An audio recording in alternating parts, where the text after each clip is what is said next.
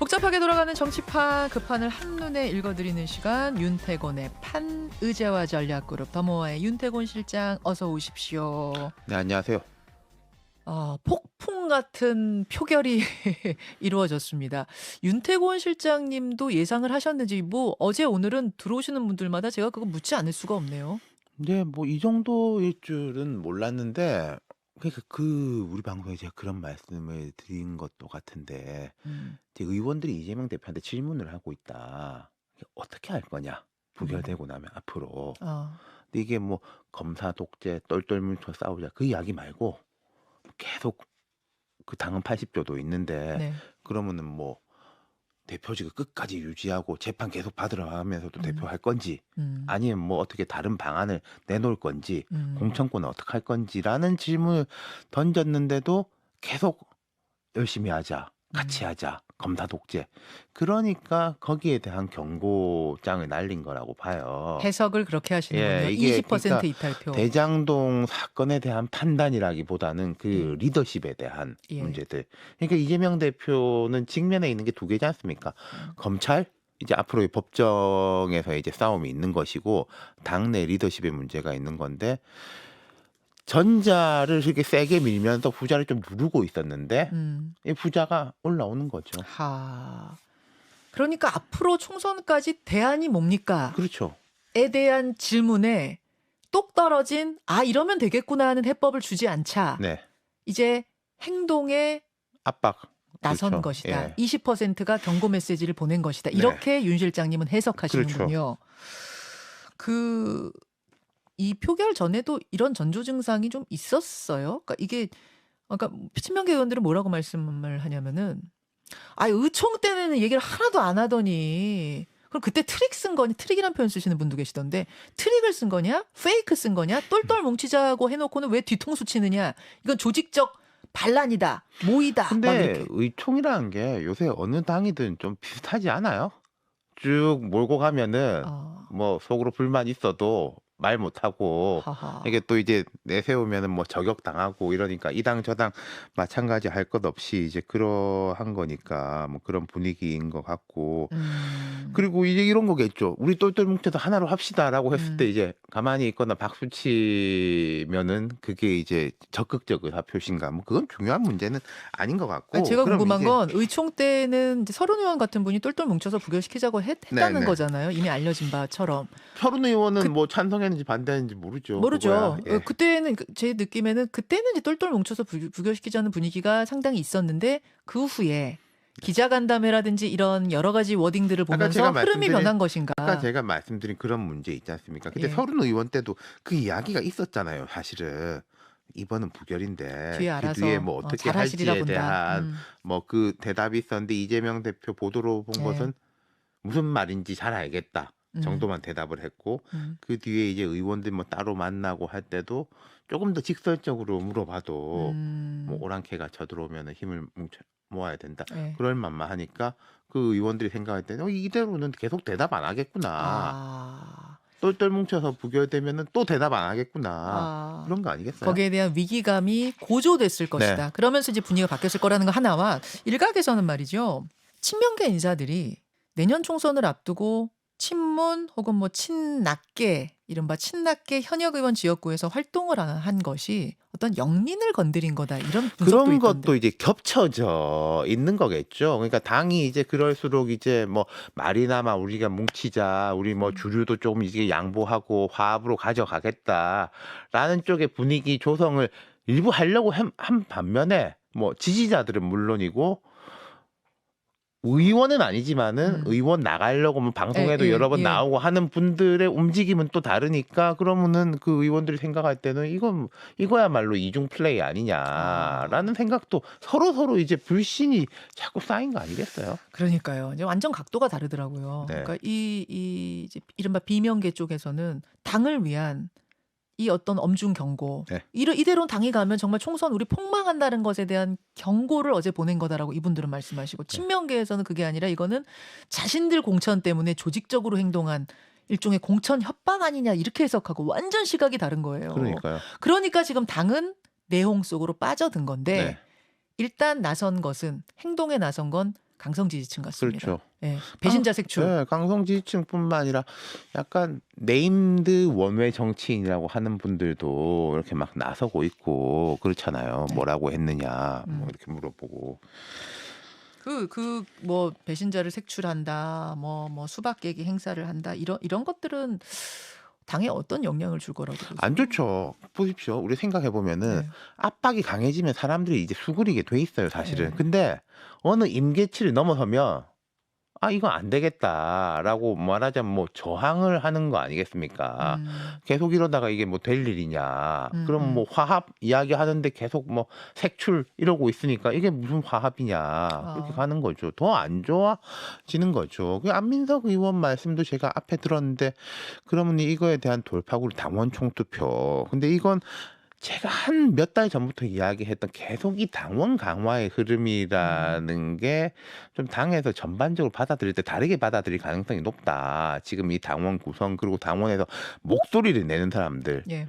그리고 이제 우리 방송 들으시는 분들은 이제는 익숙해지셨지만 저희 이제 소금물 이론이라는 게 있지 네, 않습니까? 소금물 이론. 물이 자꾸 증발하면은 네. 소금만 남는 거예요. 그렇죠. 그럼 이제 뭐 그러면 보십시오. 자, 지지율이 떨어진다고 생각하면은 바깥에서부터 떨어지는 거 아니겠습니까? 중도층 떨어지고 그렇죠.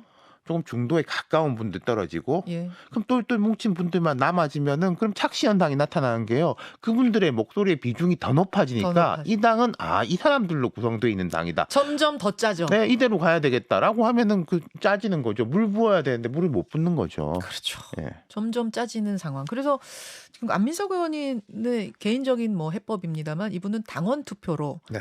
다음 체포동의안이 날아오면 그때는 아예 당원 투표로 당론을 채택해버리자 이러셨고, 이재명 대표 사퇴 요구 같은 게 나오면 그때도 당원을 통해서 사퇴 재신임하자, 당원 투표 뭐 이런 말씀을 또 해법으로 내놓으셨는데 가능성은 얼마나 보세요? 그거에 붙였을 때 자, 그래 이제 우리가 여기에 승복하고 이걸 다 따르자라는 식으로 될 거냐? 아니면 이거야말로 압박용이다. 그러니까 이게 각 당의 당원 당규를 보면 좀 애매한 지점들이 있는 거예요. 최고 총의를 모으는 것은 어떻게 되는 거냐. 당연하게 이제 전당대회인데 전당대회라는 건 이제 몇 년에 한 번씩 하는 거고 쉽지가 않잖아요. 예. 그럼 거기 뭐 중앙위원회가 있고 뭐 최고위원회의가 있고 의총이 있고 각각 이제 다른데 경우에 따라서 당원 총투표를 할 수가 있죠. 근데 이거는 말하자면은 국민투표하고 비슷하단 말이에요. 근데 국민투표하면 우리가 말은 좋은데 통상적으로 많은 나라들에서 국민투표를 했던 거는 별로 민주주의가 제대로 안 돌아갈 때 국민투표를 하는 대의 정치가 잘 경우들이 안 될 많죠. 때. 예. 그렇죠. 알겠습니다. 앞으로 이제 어떻게 흘러갈 것이냐 민주당의 상황 이 부분인데요. 어떻게 전망하세요?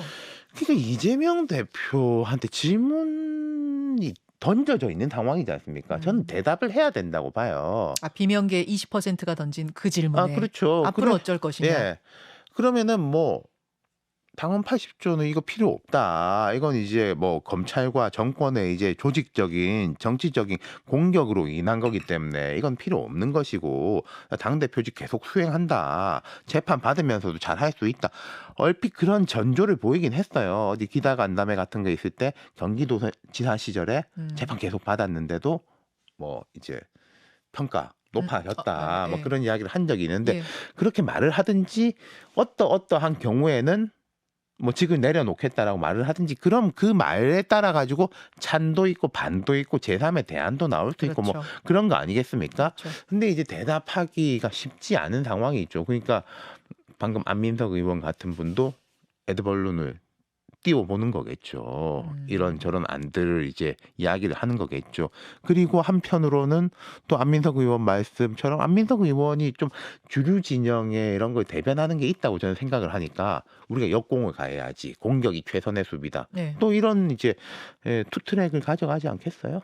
그 이야기하는 중에 지도부 책임론을 언급을 안 의원도 하셨고 어제 많은 친명 의원들이 그 얘기를 하시더라고요. 너무 안일했다. 표 단속 못했다. 근데요. 저는 그러니까 원내 지도부 책임론 이게 나오던데 자 원내 지도부가 잘못했다라고도 하는데 정반대 두 가지 이야기예요. 하나는 방금 말씀하신 대로 뭐 표단속을 못 해가지고 이재명 대표를 제대로 보호하지 못했다라는 책임론이 있고, 하나는 이 원내 지도부가 당 대표하고 너무나 한 목소리로 와가지고 이렇게까지 된 거 아니냐.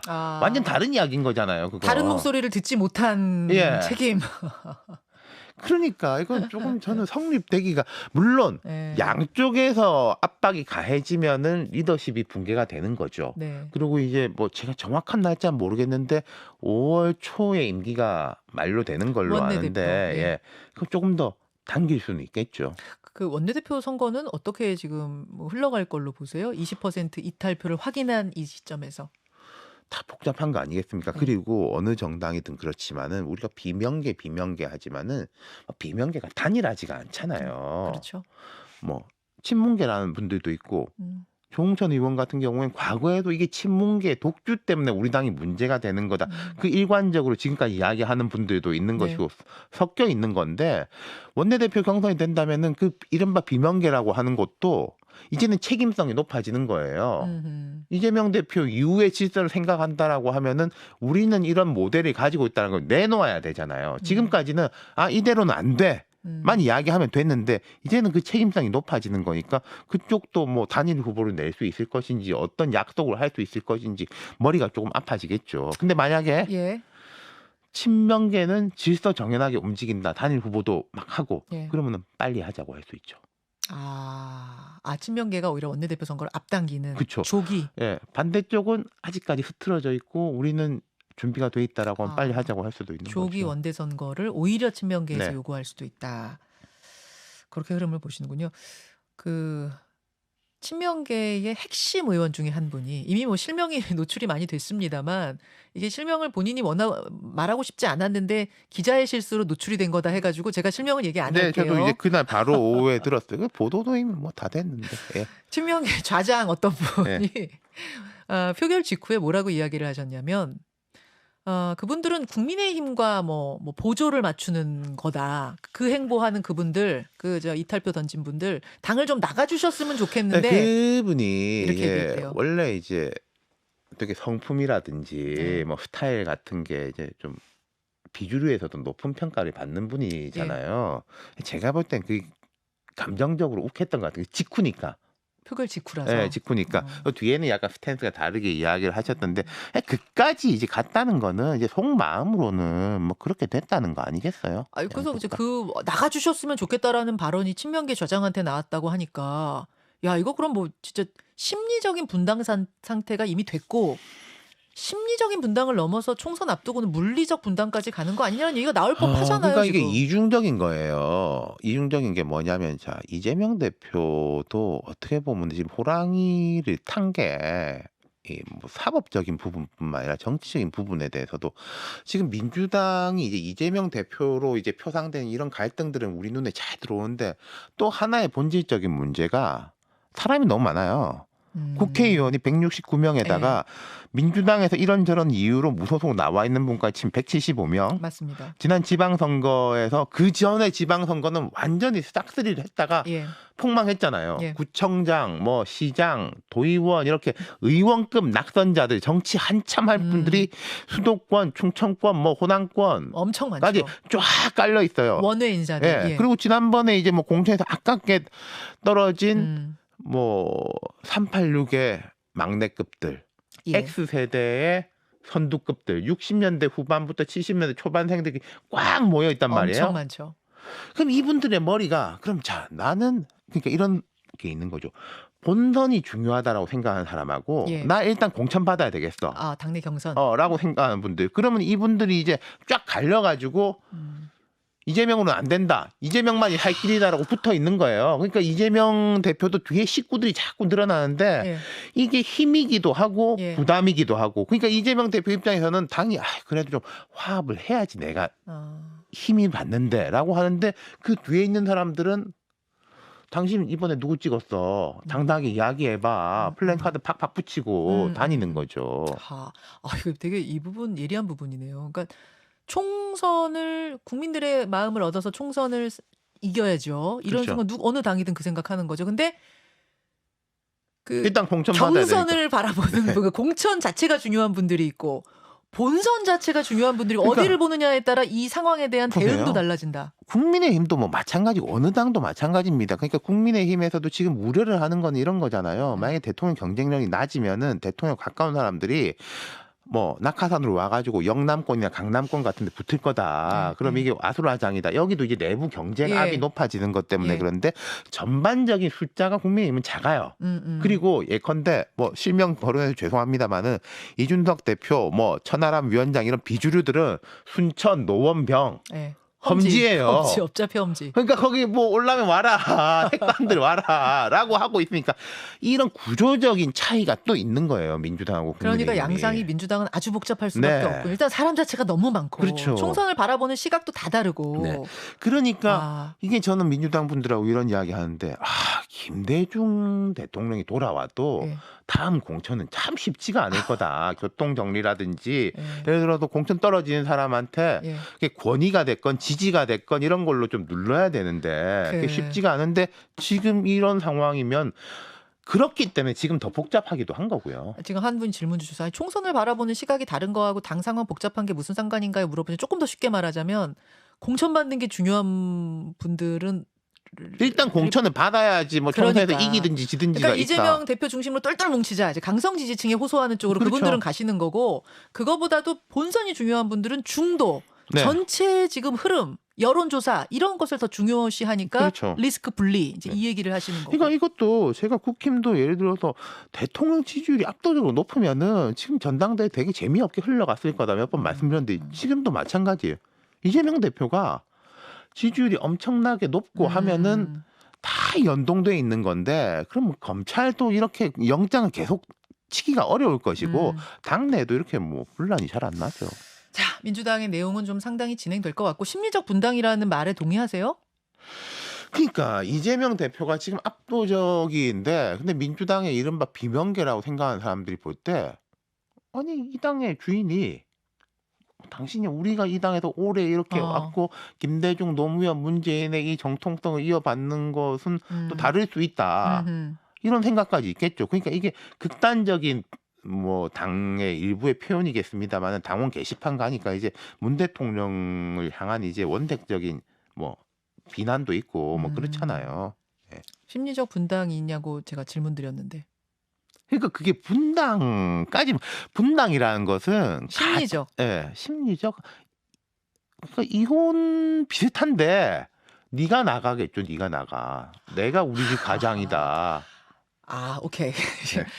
심리적으로 상당히 지금 분당에 가까운 상황인 건 맞고 다만 네가 나가는 건 생각은 안 하는 거. 내가 나가는 건 전혀 어느 쪽도 생각하고 있지 않다. 그렇죠. 그래서 물리적 분당으로 가는 것이냐에 대해서는 아직 어느 쪽도 생각하고 있지 않다. 그렇게 정리하면 됩니까? 네, 저는 그렇게 생각합니다. 자, 여당으로 가보겠습니다. 국민의힘은 전당대회 이제 한 일주일 남겨두고 있나요? 그렇죠. 벌써 이렇게 됐네요. 지금 여기 상황은 어떻게 돌아가고 있는 거예요?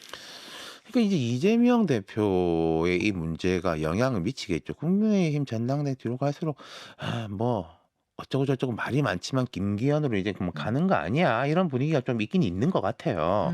있는데 그럼 국민의힘 의원들도 엊그저께 이제 뜨끔했던 게 만약에 가결됐었으면 이거 어떻게 되는 거지? 라는 거였다는 거예요. 잠깐만요. 부결되면 어떻게 하지가 아니라 가결되면 어떡하지? 어떻게 되는 거지? 왜요?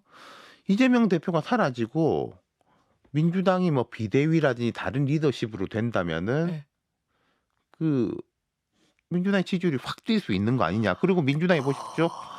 우리는 당 대표까지도 보냈다. 당신들 뭐 김건희 특검 무슨 특검 뭐 다 특별감찰관 왜 안 왔냐라는 압박을 했을 때 할 말 없어지는 거 아니겠어요? 리더십이 바뀌어버리는 상황이 오는 것에 대한 국민의힘의 솔직한 두려움이 있다. 그렇죠. 단기적으로 그런 압박을 민주당이 엄청나게 몰아붙일 것이고 장기적으로는 다들 이번 전당대회 때 보면은 뭐 내가 이재명의 상대다, 이재명을 이길 수도 있다라고 하고 사실 의원들이 이야기 들어보면은 좋다, 방탄 프레임 계속 갔으면 좋겠다라고 하는데 그게 사라지면은 전략 수정이 될 수밖에 없는 거죠. 지금 속마음은 아이고 큰일 날 뻔했네 일 수 있다. 그렇죠. 국민의힘은. 그러면 이게 이제 당원들은 물론 이제 의원들보다는 이런 속도감은 조금 늦어요. 대중들은 이게 뭐 이제 옳다 그르다 차원이 아니라 원래 흐름이라는 게 그렇기 때문에 네. 당원들한테도 그런 인식이 이제 주어질 것이냐. 그러면 이제 앞으로 남은 일주일 동안은 제가 만약에 안철수 후보나 이런 사람이라면 그런 이야기를 하겠죠. 민주당이 이재명도 사라지고 하면 우리는 더 혁신이 돼야 되고 개혁이 돼야 될 거다라는 걸 자기 경쟁력으로 삼아야 될 것이고 김기현 후보도 뭐 거기에 대한 이제 대답을 내놔야 되겠죠. 예. 그 나경원 전 의원이 김기현 후보 대구 유세에 갔습니다. 네. 현장으로 가서 손을 둘이 번쩍 들었습니다. 이 상황은 어떻게 보십니까? 뭐 예견됐었던 거 아닌가. 그 좀 차곡차곡이잖아요. 꺾이고 자맹했다가 그때 네. 이제 되게 이제 인상 좋지 않게 만났다가 음흠. 하나씩 흘러가는 것이고 나경원 의원이 어차피 그렇게 결정을 했으니까 실리적으로 볼 때 뭐 그렇게 가는 거 아니겠어요? 아니, 나경원 전 의원 입장에서는 굉장히 기분이 상한 일들을 많이 겪었을 텐데 또 손을 든 기분이 것은 상했는데 기분이 상했다고 계속 있으면은 나한테 뭐 얻는 게 뭐가 있겠습니까? 기분이 상했으니까 뭔가 실리를 이제 택했을 실리적인 거라도 이렇게 해야죠. 가져야죠. 실리를 택한 네. 것이다. 이렇게 보시는군요. 그 지금 정부 여당의 지지율에 큰 타격을 줄 큰 일은 정순신 네. 변호사의 논란입니다. 하루 만에 뭐 사퇴를 하긴 했습니다만 여파가 계속되고 있어요. 그럼요. 이게 몇 가지가 있는데 되게 빨리 사퇴했잖아요. 예. 현 정부 들어와 가지고 그렇게 빨리 한 건 제가 처음 본 것 같고 맞아요.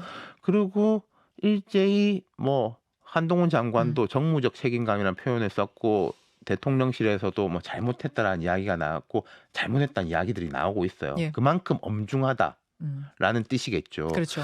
그리고 뭐 이재명 대표 이 일 때문에 좀 가려져 있는 게 있는데 이 사안이 크다 작다기보다 관심의 총량이 있는 거지 않습니까? 맞습니다. 그리고 이 사람이 이제 빨리 사퇴를 했잖아요. 네. 그러니까 이제 뭐 좋은 의미든 나쁜 의미든 꼬리를 한번 자르긴 했어요. 한숨 돌린 건데 앞으로 점점 뭐 여기에 대해 가지고는 또 재봐야 된다면 큰일이고 이건 이제 되게 중첩적이고 복잡한 사안들이 많은데 제가 정치적인 거 한 가지를 말씀드리자면은 지금까지 많은 문제들이 발생할 때 여당이나 대통령실에서 이게 뭐 문재인 정부 때 한 건데 그때부터 했던 건데 검찰 수사 아니 그 문재인 정부 때 가까운 검사들이 다 했던 건데 라는 식의 이야기 물타기지만 약간 먹히는 측면도 있었는데 이건 그럴 수 있는 게 없다. 그런 건덕지가 전혀 없죠. 행안부에서 경찰에 대한 권한 강화했죠. 법무부에서 인사정보관리단 신설했죠. 거기다 검찰 출신 인사란 말이에요. 예. 남 탓할 수가 없는 거죠. 그런 구조가 되니까 하루빨리 네. 이 정리를 한 건데 근데 학폭 굉장히 민감한 그렇죠. 걸 건드렸어요. 사실은 조국 사태 때도 그랬습니다만 교육, 학폭 이거 영린이잖아요. 국민들의. 조금 더 영향이 좀 지속될 거라고 보세요? 아니면 누가 좀 책임지고 물러나야 된다고 그러니까 보세요? 이게 아까 제가 뭐 들었는데 시스템에 대한 거하고 뭐 정치적 공격이 있을 건데 둘 다 가야 되지 정치적 공격만 하면요 또 찾아가지고 야 니네도 그랬잖아라고 해가지고 흐지부지 되는 건데 저는 야당도 오히려 시스템에 대한 이야기를 할 때 정치적 공격에 힘이 실린다고 생각을 해요. 알겠습니다. 네. 여기까지 윤태곤의 판 시장님 고맙습니다. 네, 감사합니다. 김현정의 뉴스쇼는 시청자 여러분의 참여를 기다립니다. 구독과 좋아요, 댓글 잊지 않으셨죠? 알림 설정을 해두시면 평일 아침 7시 20분 실시간 라이브도 참여하실 수 있습니다.